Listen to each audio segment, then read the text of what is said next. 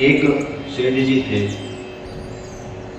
तो उन सेठ जी को कथा सुनने की आदत नहीं थी। वो कहीं भी कथा होती थी वो जाते नहीं थे। क्या कथा में प्रवचन करते रहते और बड़ा ज्ञान देते हैं, कुछ नियम का पालन करते नहीं, वो कभी कथा सुनने नहीं जाते थे। लेकिन उनकी धर्मपत्नी बड़ी परेशान रहती थी उनसे कि कहीं कथा सुनने नहीं जाते, कहीं सत्कर्म नहीं करते, दान नहीं करते। तो एक बार उनकी धर्म पत्नी ने उनको जबरदस्ती कथा में भेजा कि आज आप कथा में चले जाओ। यहाँ बिल्कुल शिवा कॉलोनी में, यहाँ तिवारी परिवार के यहाँ सत्संग हो रहा है, चर्चा हो रही है, यहाँ आप जरूर चले जाओ, कथा सुन के आओ। बेचारे सेठ जी धर्मपत्नी की बात मान करके आए, कथा में बैठे, और जैसे ही कथा में आए वैसे ही व्यास जी ने कहा कि अरे अरे आइए आइए आइए सेठ जी आइए बैठिए। और बैठ गए सेठ जी। जैसे ही बैठे वैसे ही निद्रा देवी लग गई, चकाचक नींद आ गई सेठ जी को, सो गए। क्योंकि कभी कथा सुनी नहीं। तुलसी पूर्व जन्म सो हरि चर्चा न सुहाय, के ओंगे के लड़ मरे के उठ घर को जाए। सेठ जी बेचारे सो गए, पूर्व जन्म के पाप है, कभी कथा नहीं सुनी और निद्रा आ गई। और जैसे ही कथा पूरी हुई, कथा का घंटा बजा, शंख बजा, वैसे ही उनकी निद्रा खुली। और सब लोग जब जाने लगे तो उनसे भी कहा कि जाइए। उठ करके चले आए, घर पर आए, पत्नी ने कहा कि कथा सुनी आई? हाँ सुनी आई। कैसी लगी कथा? बहुत सुंदर लगी, बहुत आनंद आया। ऐसा आनंद आया 3 घंटे समाधि लग गई हमारी, बिल्कुल पता ही नहीं चला कितनी जल्दी कथा पूरी हो गई। कहा कि अच्छा तो क्या सुना आपने कथा में? कथा में कुछ खास तो नहीं सुनाया आज व्यास जी ने, कुछ आज प्रसंग कुछ समझ में नहीं आए। उन्होंने बस 3 चीजें बताई कि आइए बैठिए और जाइए, इतना ही सुना हमने कथा में। क्या सुना? आइए बैठिए और जाइए। बेचारे सो गए, क्या सुनेंगे? बाकी ये कथा में सुन के आएंगे, चलो कोई बात नहीं, आप गए तो सही। तो यही मंत्र है, मूल मंत्र है। पत्नी ने कह दिया कि ये मंत्र है कथा में दिए हुए, तो इन्हीं मंत्र का जाप करना। अब सेठ जी उन्हीं मंत्र का जाप करने लगे, आइए बैठिए और जाइए, आइए बैठिए और जाइए। रात्रि में विश्राम कर रहे थे भैया, और रात्रि में विश्राम कर रहे थे। सेठ जी बड़े पैसे वाले थे, उनके यहाँ चोरों ने चोरी कर ली। चोर आए, दबे पांव आ रहे थे, और सेठ जी बेचारे नींद में ही ये कह रहे थे ये मंत्र, आइए बैठिए जाइए। और जैसे ही चोर आए वैसे ही सेठ जी कह रहे थे आइए। चोरों ने कहा कि अरे ये तो पता चल गया लगता है किसी को, आइए कह रहे हैं आइए। चोरों को बड़ा डर लगा। चोरों ने समझा कि कहीं किसी को पता चल गया। और दूसरा वाक्य जैसे सेठ जी ने बोला कि आइए बैठिए, चोरों ने सोचा कि अब तो पता ही चल गया है, अब तो मुझे पकड़ पा लिया जाएगा, क्यों ना इनकी शरण में ही चले तो भले बच जाएंगे। चोर बेचारे जो चोरी करके धन लेकर के आए थे वो भी डाल दिया सेठ जी के सामने और कहा कि हमसे बड़ी गलती हो गई, हम आपके यहाँ चोरी कर रहे थे, हमें क्षमा कर दीजिए। तो सेठ जी जगे और सेठ जी ने कहा कि ये चोर चोरी करके आए, धन हमारे सामने डाल दिया।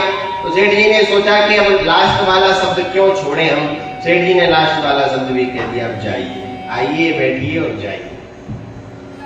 तो चोर वहीं धन को छोड़ करके चला गया। कहने का अभिप्राय ये है कि सत्य की कथा से झूठे शब्द ले आए वो, और झूठे शब्द ने ही सेठ जी का अनिष्ट होने से उनको बचा लिया।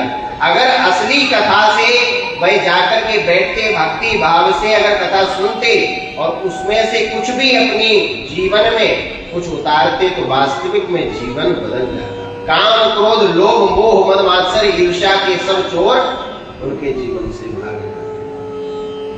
तो ऐसे यह भगवान की कथा मंगलमयी है। मंगल करने कलिमल हरण तुलसी कथा रघुनाथ की। रघुनाथ की कथा कैसी है? मंगल करनी है। और रघुनाथ जी कैसे हैं हमारे? मंगल भवन अमंगल हारी। ये सब चौपाई हम सब जानते हैं। भगवान कैसे? मंगल के भवन है, अमंगल का हरण करने वाले हैं। मंगल भवन अमंगल हारी, द्रवौ सुदशरथ अजिर बिहारी। हम पर द्रवित हो यानी कि हम पर प्रसन्न हो। कौन? अजिर बिहारी। अजिर यानी कि आंगन। दशरथ जी के आंगन में खेलने वाले रघुनाथ जी हम पर द्रवित हो। ऐसे मंगल भवन है हमारे ठाकुर जी। और ठाकुर जी मंगल भवन है, उनकी कथा भी मंगल भवन है और उनका नाम भी मंगल भवन है।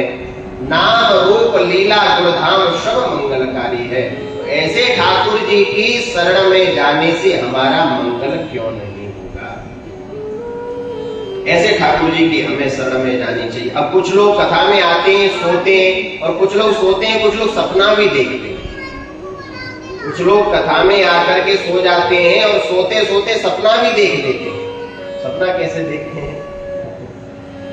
आप एक सेठ जी और थे, अभी हम कथाएं बनाते नहीं है, देखो जो कथाएं हैं वही कह रहे हैं। तो एक सेठ जी थे, वो आते थे कथा में जैसे ही बैठते थे वैसे ही सो जाते थे, सोते सोते सपना भी देखने लगते थे। आए कथा में बैठे, बढ़िया सपना देख रहे हैं बेचारे सेठ जी कि बाजार में कपड़े की दुकान थी, बाजार में कपड़े की दुकान थी। अब बेचारे कथा सुन रहे हैं पीछे बैठे बैठे और सो गए, सोते सोते सपना देख रहे हैं कि ग्राहक आया और ग्राहक ने कपड़ा मांगा, कपड़ा सेठ जी दिखा रहे हैं, कथा सुन रहे हैं, बैठे बैठे सपना देख रहे हैं और ग्राहक को कपड़ा दिखा रहे हैं। ये कपड़ा कितने रुपए मीटर दिया? तो सेठ जी कह रहे हैं कि 5 रुपए मीटर। ग्राहक ने कहा थोड़ा सा कम करो, ज्यादा है। कहा कि कितने में ले जाएंगे? तो बोला कि 4.5 लगा। तो वो ग्राहक उठ करके जाने लगा, कहा कि 5 में ही लगेगा, 4.5 में देगा। ग्राहक जब उठ के जाने लगा तो सेठ जी बेचारे कथा सुनते सुनते सोते सोते सपना देखते देखते कहने लगे कि ले जा 4.5 में। क्या कह रहे हैं? कथा सुन रहे हैं, सो रहे हैं, सपना देख रहे हैं, ले जा 4.5 में, दोनों हाथ पसार और आगे वाले भगत का कुर्ता देना।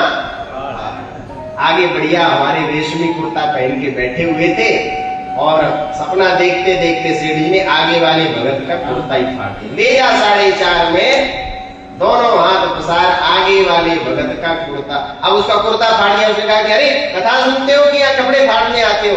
अरे वो हमारा ग्राहक चला जाता तो क्या होता, हमारा नुकसान हो जाता। अरे ग्राहक या कथा सुन रहे हो कि दुकान पर बैठे हो? तब उनको ध्यान आया कि कुछ लोग ऐसे भी होते, कथा सुनते सुनते सो जाते हैं और सपना भी देखते हैं। लेकिन भगवान की कथा बड़ी मंगलकारी है।